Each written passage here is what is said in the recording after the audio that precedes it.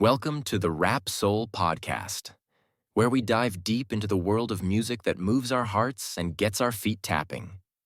This is the intersection of rap and soul music from the 80s, 90s, and 2000s. We appreciate you for listening. Share this podcast with a friend or family member who loves music as much as you do. The podcast is hosted by 12 Kyle. Next up, the Rap Soul Podcast. Welcome to another edition of the Rap Soul Podcast.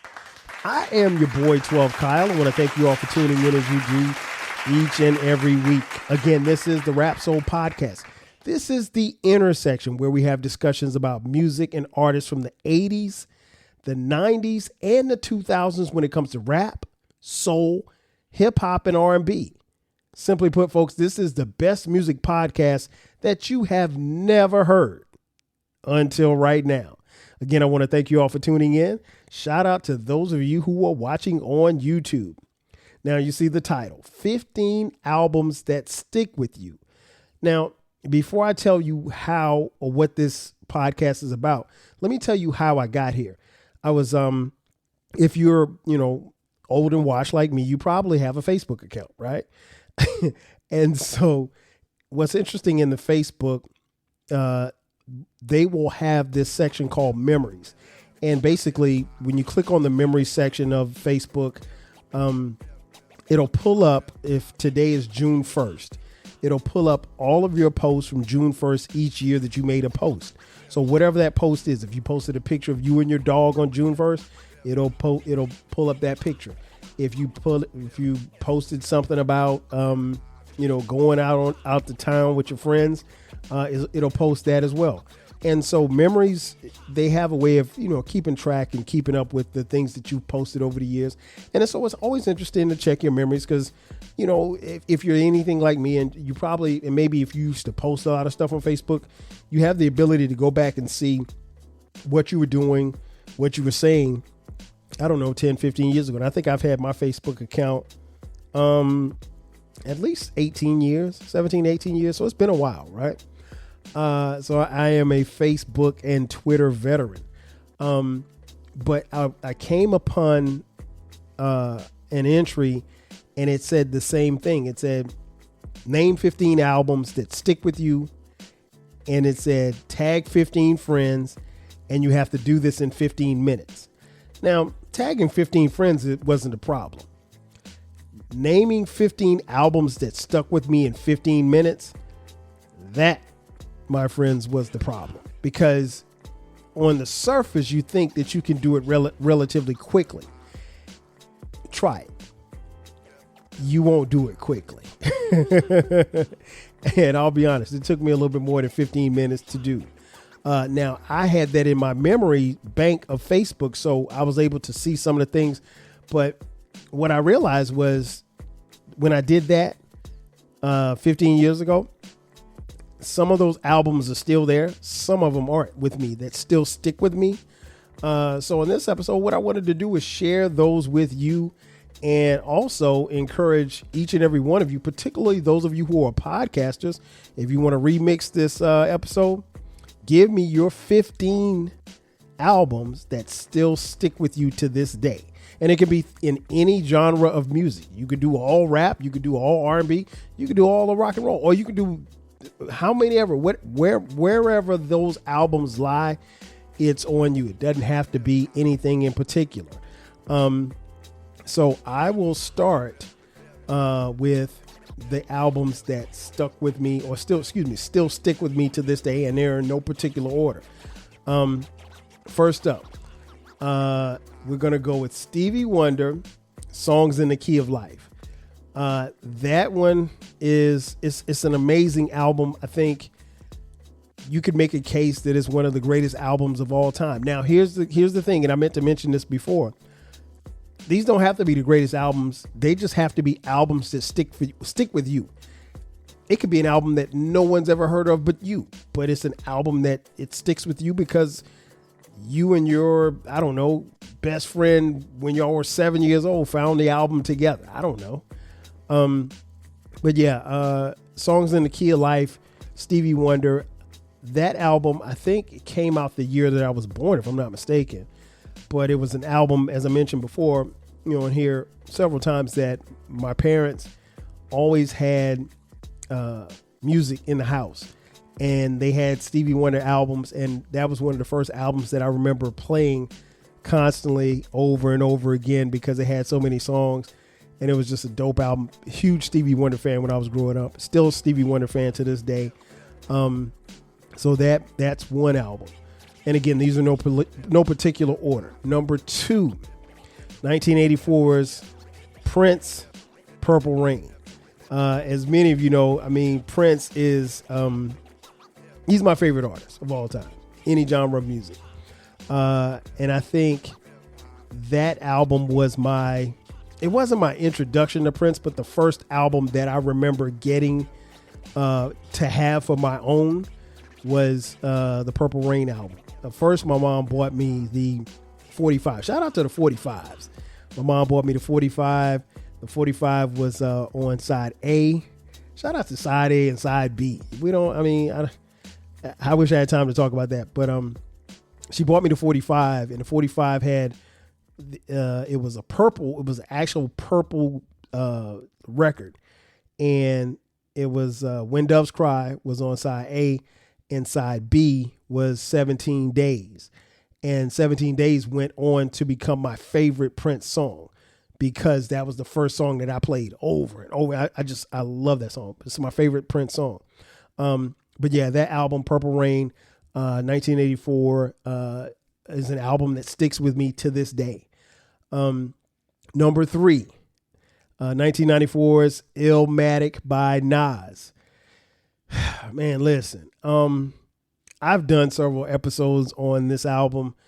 I could talk about this album all day. Shout out to Britt. Shout out to my girl, Britt Renee from the I Can Talk About This All Day podcast. Literally, I think this is one of the greatest hip hop albums ever. And it's only 39 minutes. And my only knock on the album is that it's 39 minutes. It is, to me, it's flawless. And it's an album that I listened to when I was in college. And so it came to me at the right time. And I will never, ever stop playing this album. There was a point in time in my life, probably up until maybe 2 or 3 years ago, I would play Illmatic every Friday without fail, every single Friday. Never missed a Friday. In fact, this Friday I'll play it just so I can start the cycle all over again. But incredible album, Nas's debut album. Again, these are in no particular order. Next up, 1987. You see the shirt if you're watching on YouTube. Paid in Full, Eric B. and Rakim. I think this, for me, is probably the greatest hip-hop album ever. And this album came to me at a time where I was young and really and truly falling in love with the genre. This album made me fall in love with hip-hop, or rap at the time, but now it's hip-hop. I think Rakim is greatest lyricist ever, and this album is a big reason why. Again, this album, while it's not the most played album that I've ever had, it still gets a lot of play in my ride. Shout out to Eric B. and Rakim. Next up, again, these are no particular order. Number 5, 1993, A Tribe Called Quest, Midnight Marauders is the album. This album, man, another flawless album. I was in college when it came out. I was at South Carolina State University, and I literally played this CD. I played this CD so much, man, till the words and everything rubbed off the CD. It is an album that I still play to this day. This album will always stick with me because of where I was in my life, and then what Tribe Called Quest meant to me and still means to me at this point in time. Shout out and rest in peace to Phife. Yeah, man, this album is cold. This album is so cold, and it'll always stick with me. It'll always be, if I'm ever doing something, I like, okay, I need something to pick me up or need something to listen to, Midnight Marauders.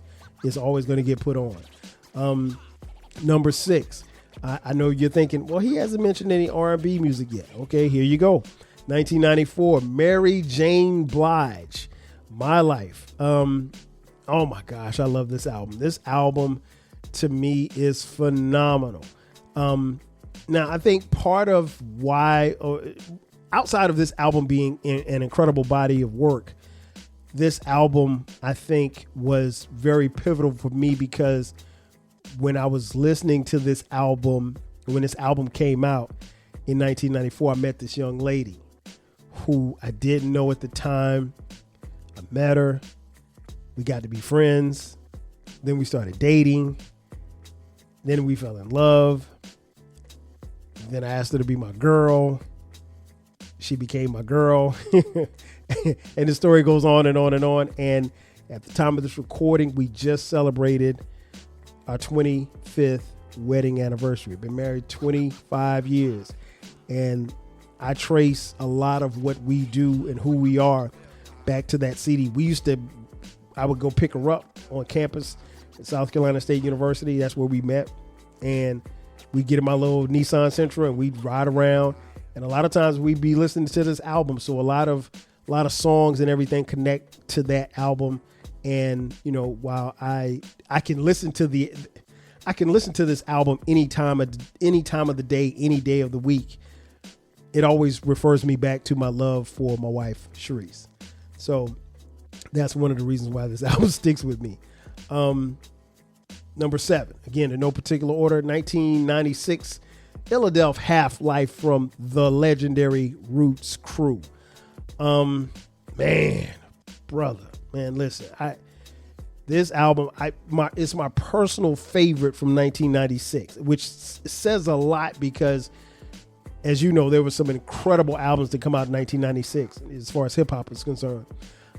This album always sticks with me, man, because this album just grabs you from the start to finish and it doesn't let up. And while it sounds definitely different from Do You Want More, it's my personal favorite album from the Roots.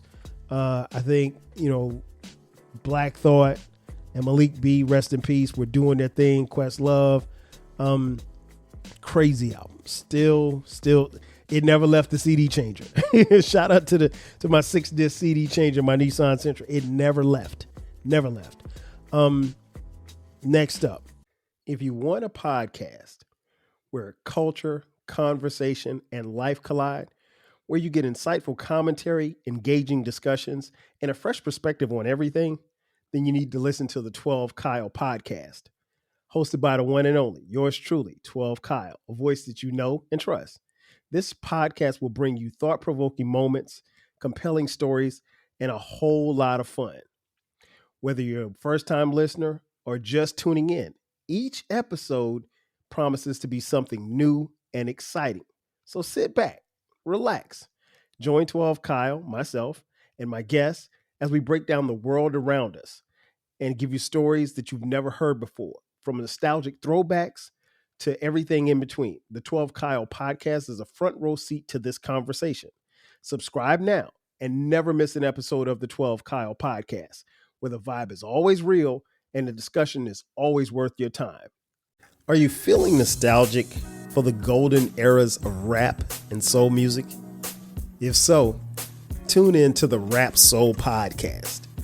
We are your weekly journey through the 80s, 90s, and 2000s, spotlighting the music and the hidden gems that shape the soundtrack of our lives. From the powerful beats to the soulful melodies, we bring you the best of the past with fresh insights and stories. Rediscover the music that defined a generation. Subscribe to the Rap Soul podcast and enjoy the vibes. Number 8. I will say that 1988 is the greatest year in hip hop. And this is the best album from 1988. And that is It Takes a Nation of Millions to Hold Us Back. Public Enemy. Now you want to talk about bangers. This album bangs from the front to the back to the middle to the end, with the exception of the last song. This album is flawless, is cold. This album is all hip hop. I mean, like, it is hip hop to its core. If you had never heard hip hop before and you wanted to introduce a person to hip hop, play this album. It Takes a Nation of Millions to Hold Us Back. Chuck D, Flavor Flav, the S1Ws, Professor Griff. Incredible album. Still gets played all the time.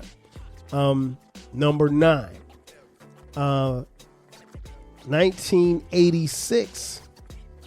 The group is Run DMC, and the album is called Raising Hell. This album is a phenomenal body of work. It is my favorite. I think it's the best from Run DMC. Run DMC, greatest hip hop group of all time. I don't even think it's close. They paved the way for everybody. They kicked down doors for, everybody in hip hop. If there was no Run DMC, I don't know if hip hop as we know it would exist. And this album propelled Run DMC. I never get tired of listening to this album. If you have not heard it, go give it a spin. Run DMC, 1986. That album still goes. Raising Hell, check it out. We're coming up on 15, but right now we're number 10. 1995's Brown Sugar, D'Angelo. Man, what can I say about this album? This album, I've done quite a few podcast episodes on it. This album is wow. That's all I can say. I had never heard of this D'Angelo character, never knew anything about him, but that album in 1995 was a part of the influx of neo soul into our conscious. And that's one of the reasons why it sticks with me. That album touches your soul, at least to me. If you have soul, it'll touch it.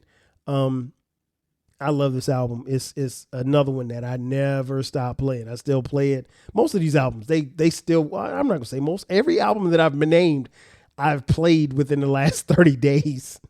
These albums never fall out of rotation. Number 11, Aquemini, Outkast. Listen, if you know me, you know I am a huge Outkast fan. Personally, I think this is their best album. This album, it meant so much to me because Outkast means a lot to me. And I think it was the peak of Outkast's prime, if you will. And there's still things that I hear on this album, even listening to it to this day, that I didn't pick up, 10, 15 years ago. Andre 3000, Big Boy were incredible on this album. It is a must listen. If you have not heard it, if you didn't think it was good then, it's even better now. So get off the hate train and go check this album out. Next up, number 12. Again, these are in no particular order. 1988, R&B side, New Edition, Heartbreak. Bruh. This album was everything. And I mentioned it before a couple of weeks ago on the episode where we did the verse of the week for Can You Stand the Rain by New Edition. This album was very important because it was the first album without Bobby Brown, and nobody knew how it would look or how it would feel or even if it'd be good. And I mean, it didn't help the fact that Bobby Brown dropped what we didn't know at the time was a classic in the Don't Be Cruel album. But Any Heartbreak is right there. It's right there with Don't Be Cruel. Different style, but still a funky ass album from start to finish. I'm a huge New Edition fan, so this album is always going to stick with me. Always. Number 13, Kendrick Lamar, To Pimp a Butterfly. Listen, this album to me is better than Good Kid, Mad City. This album is better than Section 80. That being said, this, I think, is his best work. And I also think that if they were handing out 5 mics, this probably is the last album to get 5 mics in my eyes. I can't really think of any album since the last 5 mic album to this album. And I don't think I've heard a 5 mic album since this album. I love this album. I think Kendrick crushed it from start to finish. You need to dig into everything that came into how he got to this point. And yes, if there was not a Section 80, then there wouldn't have been a Good Kid, Mad City, and there wouldn't have been To Pimp a Butterfly. But I think To Pimp a Butterfly is that much better, and I love it. I never stop playing it. Never stop playing it. It is still a phenomenal piece of work. Next up, D'Angelo again. This time, Voodoo in 2000. Man, everything that Brown Sugar was, Voodoo was too, but at another notch. Now, I like Brown Sugar, and I think Brown Sugar is slightly better. But, I mean, to have 2 albums that stick with me from the same artist, that's saying a lot, because this is the only one. But Voodoo is incredible. If you have not played Voodoo, just do me a favor. Play Voodoo. The next time you play Voodoo, don't play it all the way through. Just go to play it and hit shuffle and let your, computer or your CD player or your CD changer pick the song. You're not going to find a bad song. I promise you. You're going to find some dope ass music all the way through that album. So yeah, I there's so much more. I could do a podcast just on Voodoo alone, and I probably will, because I already have. But I may do another one. And last but not least, albums that stick with me. 2008, the group is The Foreign Exchange. The album is called Leave It All Behind. Man, listen, I had no idea who this group was, where they came from, or anything. I heard a sample of a song on the internet, and it was only a 30-second clip, and the sample was called Leave It All Behind. And so I'm like, well, what is this? And nobody could tell me what it was. I had to literally search for it. When I found it, I found that this group was called The Foreign Exchange. Now, I'd heard of Phonte. I was familiar with Little Brother. I hadn't become a Little Brother fan at that point, but I became a fan like almost at the same time that I did with The Foreign Exchange. Didn't know anything about the first album or anything. I heard Leave It All Behind first and then had to go back to Connect It. But man, listen, that album, oh my God, that album from start to finish, it will blow you away. And what's interesting is I always laugh when I think about this album because my sons used to call it the haircut album. And the reason why they called it the haircut album is because they would get a haircut. When I would cut their hair, because I used to cut their hair when they were little, I would cut their hair and I'd play this album.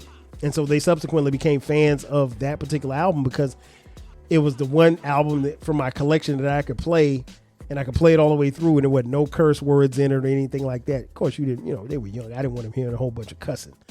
So my sons call that the haircut album, even to this day, and we laugh about it. But yeah, it is that album still, it's so fun to listen to. Shout out to Phonte and Nicolay. I don't think I've done an album review on Leave It All Behind. I know I haven't done it, at least on the Rap Soul podcast, and I don't think I've ever done it on the 12 Kyle podcast. So there will be a Leave It All Behind. There will be a Leave It All Behind album review. I don't think I've done it. I've done quite a few album reviews, but I don't think I've done that one. So I will be doing that. But yeah, that's it. That's 15 albums that stick with me. Again, starting with Songs in the Key of Life, Purple Rain, Illmatic, Paid in Full, Midnight Marauders, My Life, Illadelph Half-Life, It Takes a Nation of Millions to Hold Us Back, Raising Hell, Brown Sugar, Aquemini, Heartbreak, To Pimp a Butterfly, Leave It All Behind, and Voodoo. Yeah. So again, my challenge to you is name 15 albums that stick with you. Do it in 15 minutes and tell me what you come up with. Ladies and gentlemen, that's going to do it for me. Thanks again for checking out this edition of the Rap Soul Podcast.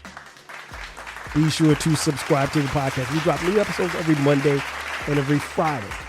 If you're on social media, check us out, Rap Soul Podcast and 12 Kyle across the board. If you're into merch, we have 12 Kyle Podcast merch, which is our flagship station. Check us out there on the 12 Kyle Podcast page. We have 12 Kyle Podcast t-shirts, hoodies, as well as coffee mugs. We got it for the low.